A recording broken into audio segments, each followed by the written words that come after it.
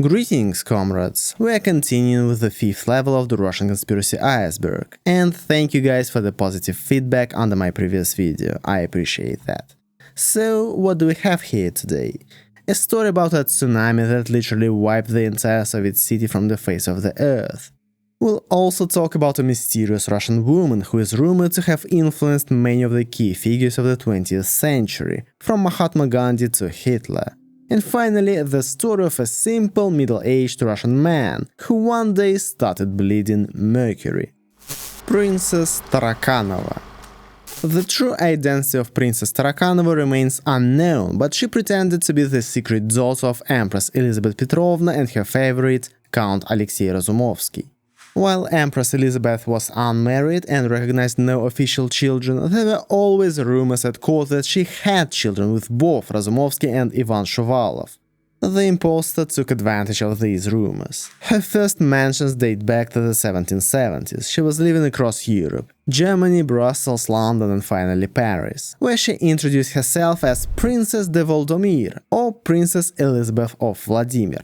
Contemporaries describe Princess Tarakanova as remarkably cultured, well-educated, fluent in several languages, skilled in the arts, and possessing impeccable manners. This captivating combination of beauty, intelligence, and a taste for extravagant luxury attracted numerous admirers.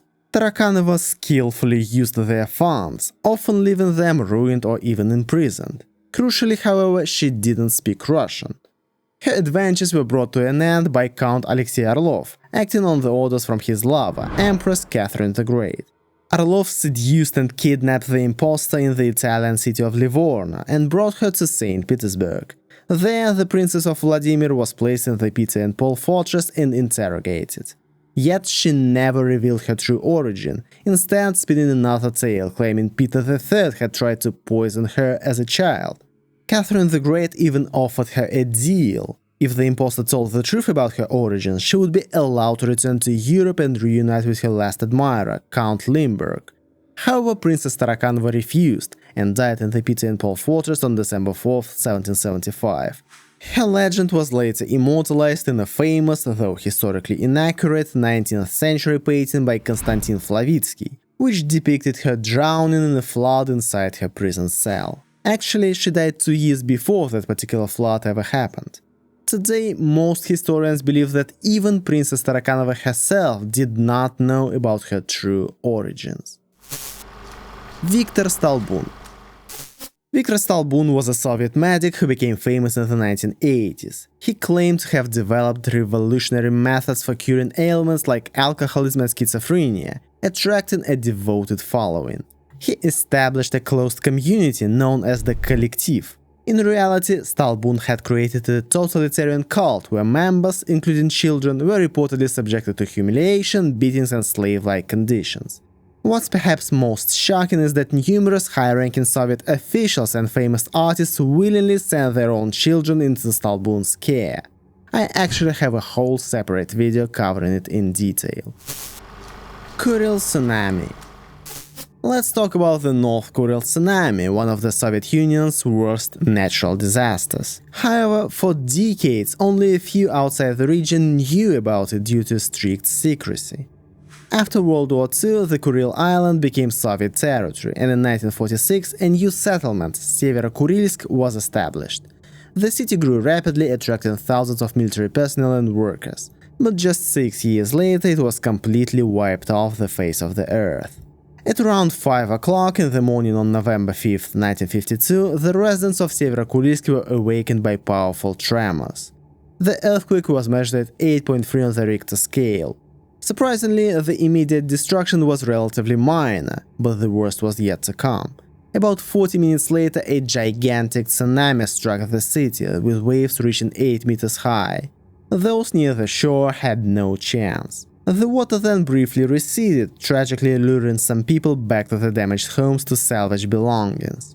Just 20 minutes later, a second, even more powerful wave, estimated at 10 to 12 meters, crashed ashore, killing many of those who had returned prematurely. The tsunami destroyed houses, factory equipment, and even carried massive ships inland like mere toys. However, this was not the end. a third and final wave followed, slightly weaker but still powerful enough to drag almost the entire settlement into the sea. When the waters calmed, only 2 concrete structures were left standing in Severo-Kurilsk: the Ark of the Stadium Gate and the monument to Talalikhin, hero of the Soviet Union. Officially, 40 years later, the Sakhalin Oblast police reported 2,336 deaths, but few believe this number. Local historians estimate that at least 8,000 people died, including nearly 2,000 children. The official statistics did not include those whose bodies were never recovered, nor did they account for North Korean workers and military personnel stationed in the area. Information about the disaster was strictly classified, with casualty documents only declassified in the 2000s. This secrecy likely stemmed from strategic concerns. After the tsunami, the Kuril Islands were left virtually defenseless. The main goal was to prevent the US, Japan and others from learning the extent of the weakness of the Soviet Union.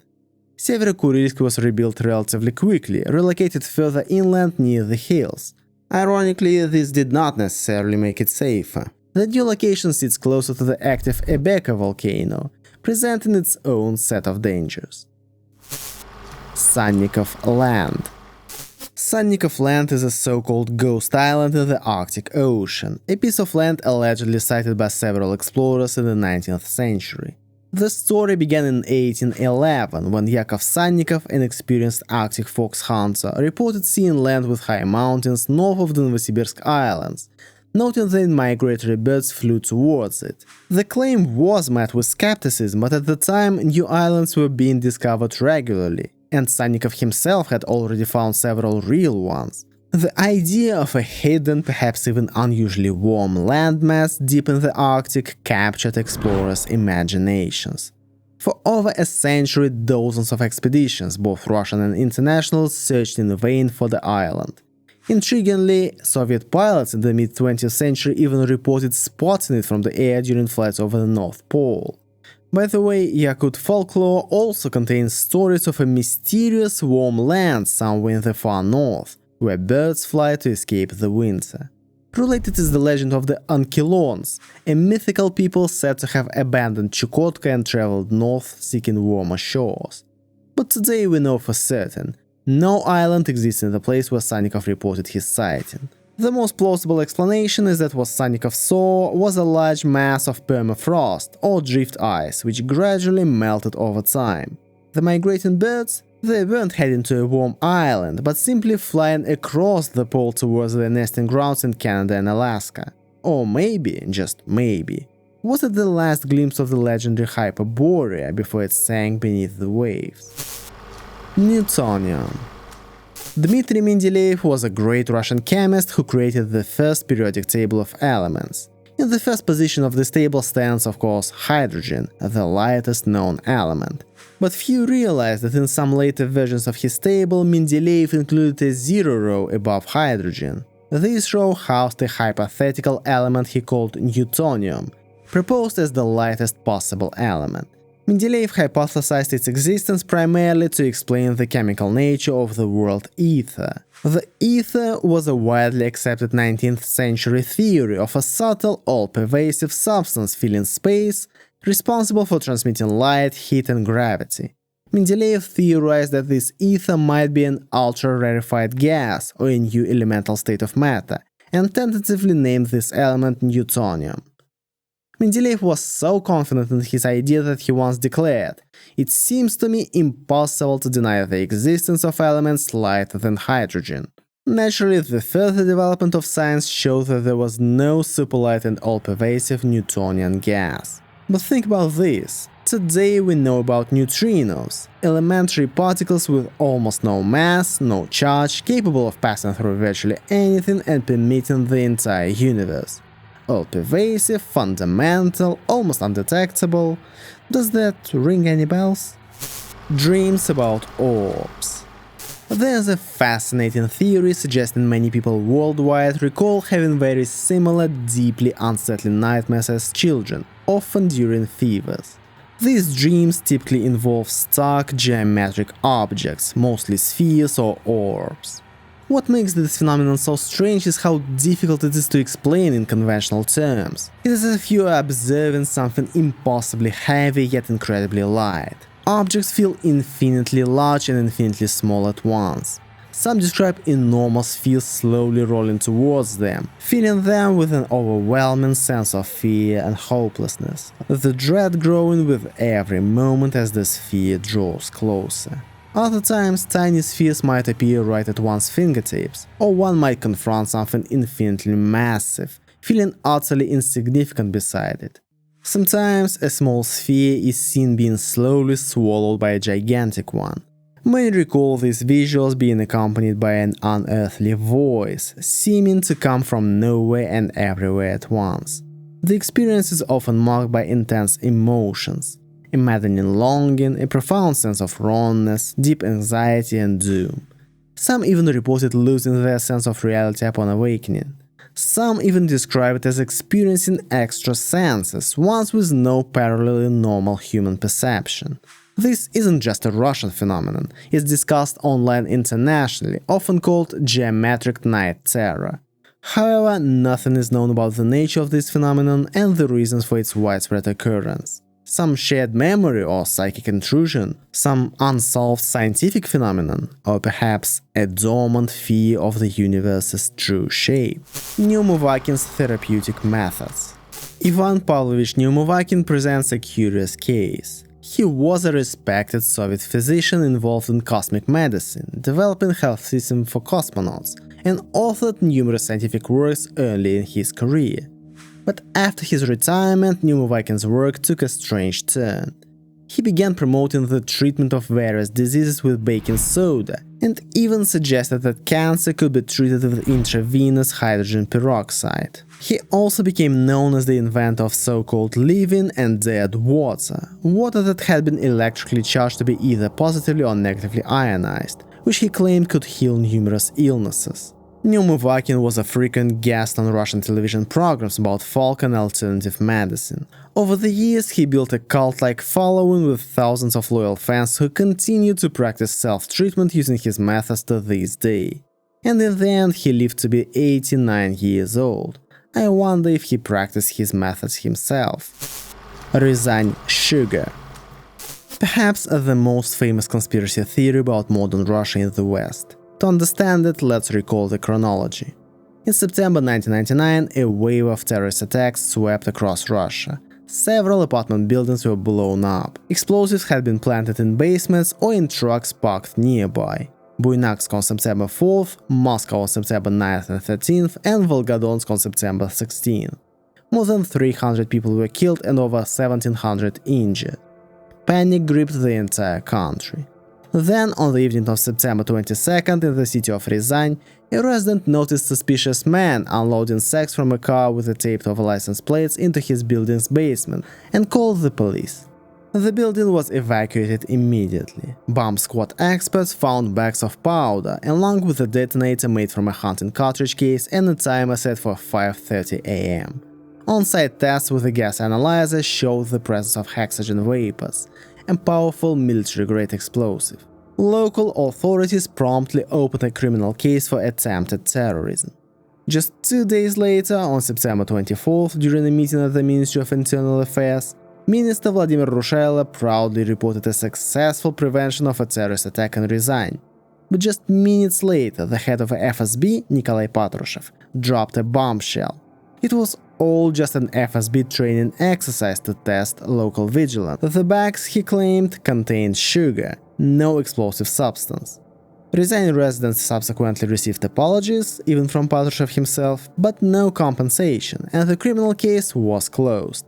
No one ever saw the bags with sugar or hexagen ever again. But the obvious inconsistencies in the story of Ryazan Sugar left a lot of questions in the society, which instantly grew into conspiracy theories.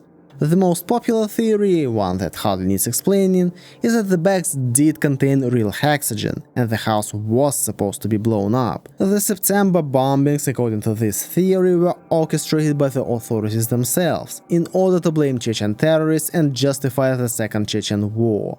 So basically it's just a Russian version of 9/11 was an inside job. This theory was heavily promoted by a number of former KGB and FSB defectors, including Alexander Litvinenko, who later died in London poisoned with radioactive polonium. The real question is whether we should believe a defector who had a public conflict with the FSB back in 1998, before all these events. The main driving force behind the theory was the exiled oligarch Boris Berezovsky, who was in open conflict with the Kremlin at the time. Berezovsky funded both Litvinenko's book and several documentaries about the Ryazan incident. Atmospheric electricity. So, when did we start using electricity? In the 19th century, as we are told, or maybe much earlier? What if our ancestors could extract it directly from the air? This is what some alternative historians propose. They point to old photographs allegedly showing strange technological objects on buildings and streets, arguing these were part of a forgotten system using atmospheric phenomena to generate wireless electricity. For example, in many 19th century Russian cities you can spot peculiar metal structures mounted on poles and rooftops. Their purpose is usually explained as lightning protection. But what if that's just a cover story? And what about spires? What if tall spires weren't just decorative for religious symbols, but devices designed for accumulating atmospheric electricity? Could landmarks like the spire of the Peter and Paul fortress, or even the Alexander Column, actually be relics of a technologically advanced civilization predating Peter the Great, repurposed or misunderstood artifacts of this lost science? If this atmospheric electricity technology existed, where did it go? Where are the plans, the documents, and crucially, why has humanity seemingly forgotten it ever existed? Proponents suggest that a massive catastrophe, perhaps around 200 years ago, wiped the state clean, destroying technologies and collective memory. What kind of catastrophe? Maybe the supposed atomic war of 1812. Mercury Man. A bizarre case that occurred in the early 1990s in Krasnoyarsk Krai. Nikolai Zhigachev was by all accounts a normal construction worker when he suddenly began suffering from leg pain and a strange, rapidly growing tumor. On March 30th, he was admitted to the hospital in Sosnovo-Borsk. The next day, doctors opened the tumor, and to their shock, metallic mercury began to seep along with pus. Just 2 days later, on April 2nd, several more tumors suddenly appeared elsewhere on Zhigachev's body. When these were opened, they also released mercury. An X-ray scan revealed even more clusters of mercury hidden deep inside his body, in his feet, in his tarsal bones, the ankle joints and other areas. Naturally, the doctors had questions, and so did the police. And the story Zhigachev told them was fascinating. He claimed that one day after work, he had dozed off at a streetcar stop. When he awoke, 2 strange men in shiny clothes with blue faces were standing over him. The moment he saw them, Zhigachev fainted, only to wake up hours later in a vacant lot miles away. Disoriented and barely able to walk, he made it home by midnight. Even if you believe the theory that aliens had injected mercury into his body, it still doesn't explain what happened afterward. For the next 5 years, Zhigachev lived with an agonizing and undiagnosed illness. Time after time, new pockets of mercury would appear in his body, even in places that had already been surgically opened and cleared. It was as if his own tissues had started producing liquid metal. In the spring of 1995, Nikolai Zhigachev died, taking the secret of this impossible biological anomaly with him. Was it UFO or just some secret government experiment gone wrong? Who knows? Miratorg Biоterrorism. Miratorg is Russia's largest agricultural holding company and one of the country's main meat producers. In just 10 years, the company transformed from a small importer of Latin American meat into an industry giant, controlling massive pastures and food production chains across Russia. On the Russian internet, the company is often accused of producing what some call hidden genocide in packaging. The most persistent rumor is that many of Miratorg's cattle pastures are located on lands contaminated by radionuclides after the Chernobyl disaster. And that's not the only red flag. There are numerous reports from consumers claiming to have found strange foreign objects in Miratorg meat products, including in some cases fragments of lead, which raises even more questions. Adding to the intrigue is the fact that the last name of the company's founding family just so happens to match the maiden name of the wife of a former Russian president. What a coincidence. Blavatsky. Helena Blavatsky was a 19th century Russian writer, philosopher, esotericist, occultist, and spiritualist. She founded her own movement in the United States called Theosophy, or rather some version of it. Blavatsky's theosophy taught that the world is secretly overseen by an ancient brotherhood of enlightened beings known as the teachers or Mahatmas. These hidden masters were said to dwell in Tibet, guiding the evolution of human consciousness from behind the scenes. According to Blavatsky, they had chosen her as their messenger, and her task was to deliver fragments of this forbidden knowledge to the public. Her magnum opus, The Secret Doctrine, aimed to synthesize science, religion, and philosophy. Yet, debate rages about Blavatsky herself. Some hail her as a genuine seer. Others dismissed her as a brilliant fraud, while some considered her just crazy. She was widely reported by followers to possess paranormal abilities, allegedly performing telekinesis, materializing objects, and creating phantom sounds and smells. Blavatsky became a cult figure whose ideas undeniably influenced minds of some notable figures of the 19th and 20th century. Leo Tolstoy knew her personally and kept a signed copy of The Secret Doctrine. Mahatma Gandhi wrote in his diaries that he would be more than satisfied if he could only touch the edge of Blavatsky's robes. But the strangest link was to Adolf Hitler. Through her student, Dietrich Eckart, an early mentor of Hitler, Blavatsky's mystical theories about Aryan supremacy and ancient races took root in the emerging Nazi ideology.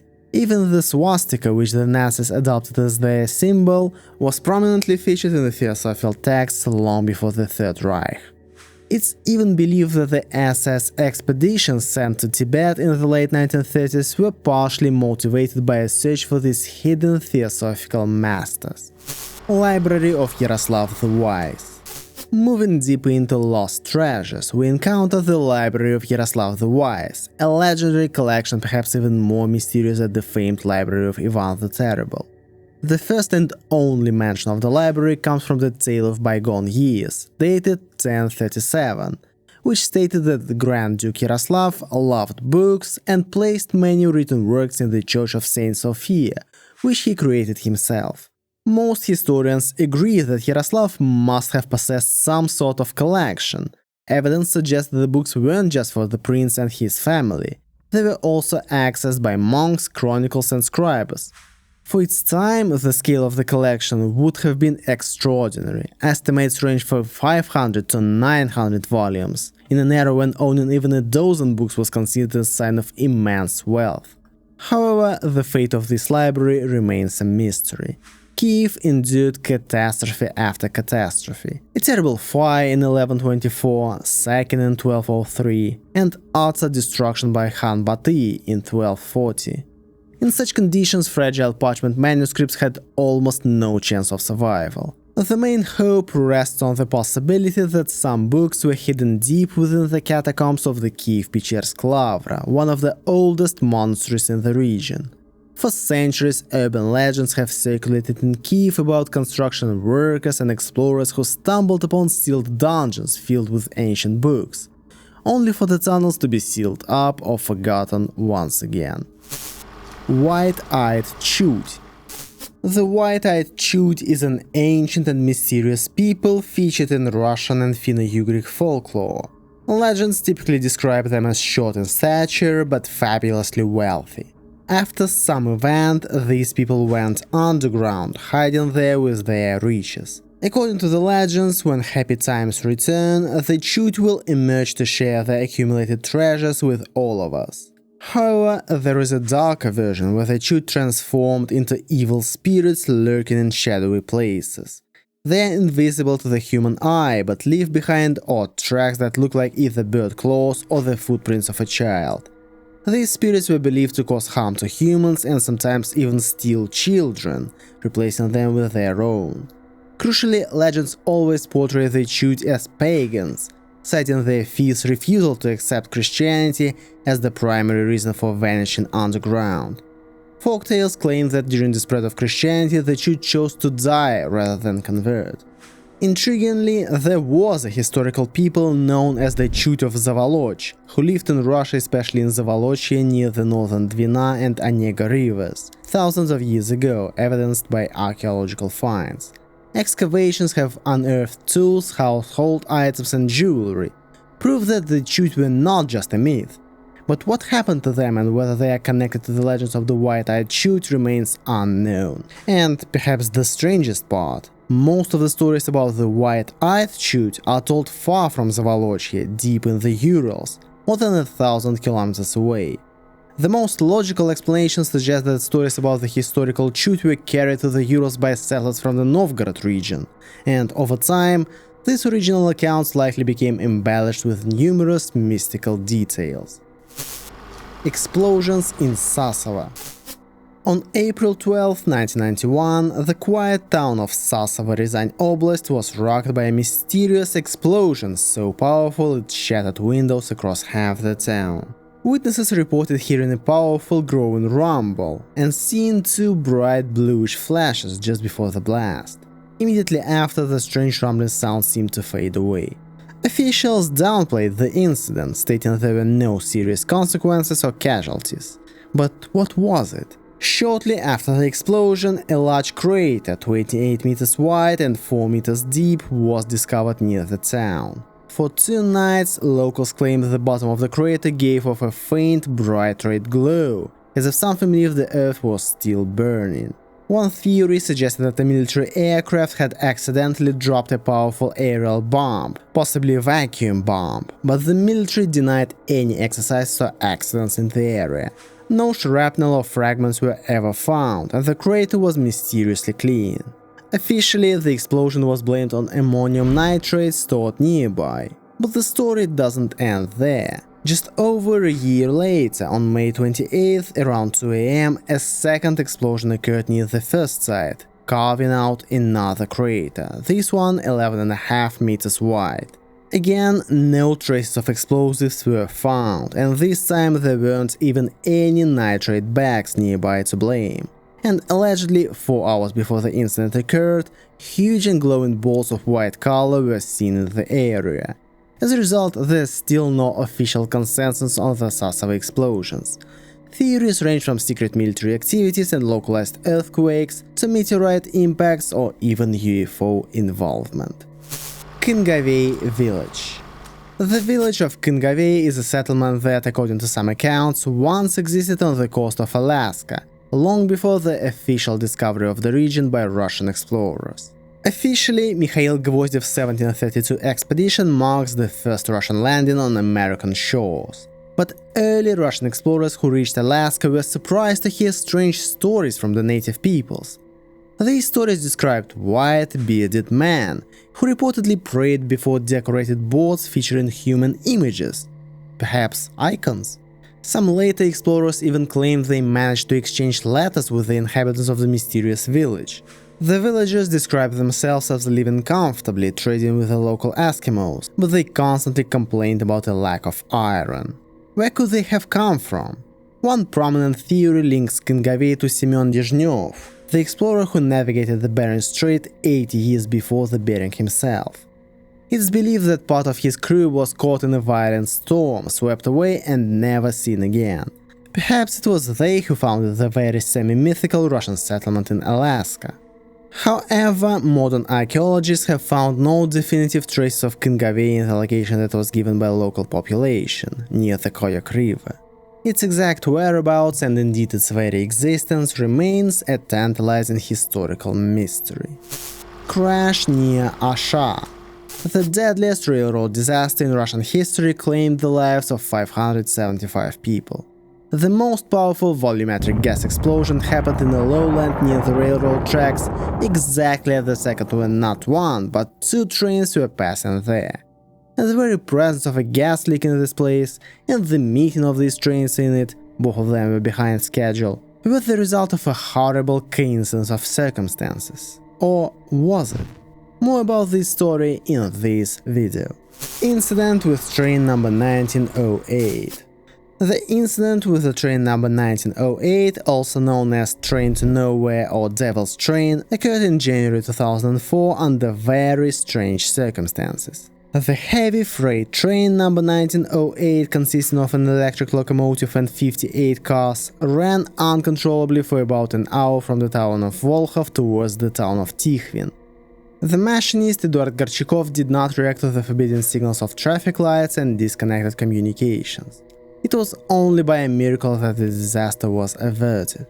The railway's emergency teams managed to shut down the power supply across the entire line, forcing the train to a halt just 2 minutes before a catastrophic collision. The machinist was known in the town as a quiet and calm man, but in the months leading up to the incident his life had changed. He left his wife, became deeply religious, and spent more and more time at the Church of the Nativity of St. John the Baptist. On the day of the incident, Gorchakov arrived at work wearing a suit and tie, not his usual work clothes, but his best, as if he was preparing for a farewell, not just another shift. When police confronted him after the incident, his explanation was chillingly simple. God spoke to me. He said the time had come to take me away. So Gorchakov got ready. He put on his best clothes and went to work, to make his last journey. He was diagnosed with acute delusional psychosis with aggressive tendencies. However, after waking up in a hospital bed, Gorchakov assured the doctors that he did not remember anything. Moreover, just months before, during a routine medical checkup, psychiatrists had found no signs of mental illness. Was it an isolated psychotic break? Some form of mind control? A strange variant of attempted religious terrorism? We will never know. Years later, in 2015, local social media began spreading rumors that Gorchakov was still living quietly in Volkhov, working as a taxi driver, as if nothing had ever happened. Dwarf knows screen adaptation. How about a mysterious and possibly non-existent film? A chilling adaptation of Wilhelm Hauff's fairy tale Dwarf Knows, known widely in Russia as Karlik Nose or Midget Nose. It was supposedly shown on Soviet Central Television sometime in the 1980s. The problem is, no one can prove this movie ever existed. Yet, far too many people remember it. The search began around 2007, becoming one of the largest hunts in the Russian-speaking lost media community, but it never led to a definite result. To illustrate, one major torrent tracker hosts 4 threads dedicated to it, spanning over 300 pages and 10,000 messages. Recollections paint a picture of a film blending gothic style with realism. Gloomy, dim-colored, but not black and white. The title potentially included Jakob or Enchanted, and might have featured letters with diacritics, hinting at a Central European origin. The film was slow, almost dreamlike, and focused heavily on the main character's internal world. According to those who claim to have seen it, the protagonist, Jacob, was ugly to the point of disgust, and yet what left the deepest impression wasn't his appearance, but his emotional state. Depression, hopelessness, quiet resignation. Finally, in 2021, a potential candidate emerged, a lost high-budget 1975 Bulgarian production titled Jujeta Lilgonosk. Its style matched many details in the sought-after film. It had human heads in baskets, a detail often recalled by viewers, and the dwarf was played by an adult actor with not the most handsome appearance. And yet, not everyone is convinced. Some insist that the Bulgarian film isn't the one they remember. The search for the true Jacob movie continues. Bryukhonenko Experiments. Next we have Experiments and the Revival of Organisms, a 1940s Soviet popular science film directed by David Yashin. It showcases experimental medicine, specifically attempts to revitalize organisms after clinical death. The experiments, conducted by physiologist Sergei Bryukhonenko, who also wrote the script at Moscow's Institute of Experimental Physiology and Therapy, are deeply unsettling. Its most infamous sequence features the severed head of a dog, kept alive by an artificial heart and lung machine, a device known as the autojector.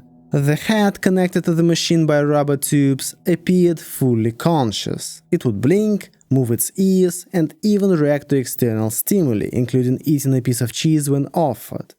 The film also depicts the resurrection of a dog after its blood was completely drained and it remained clinically dead for 10 minutes. Using the artificial circulation machine, its heart and lungs are restarted.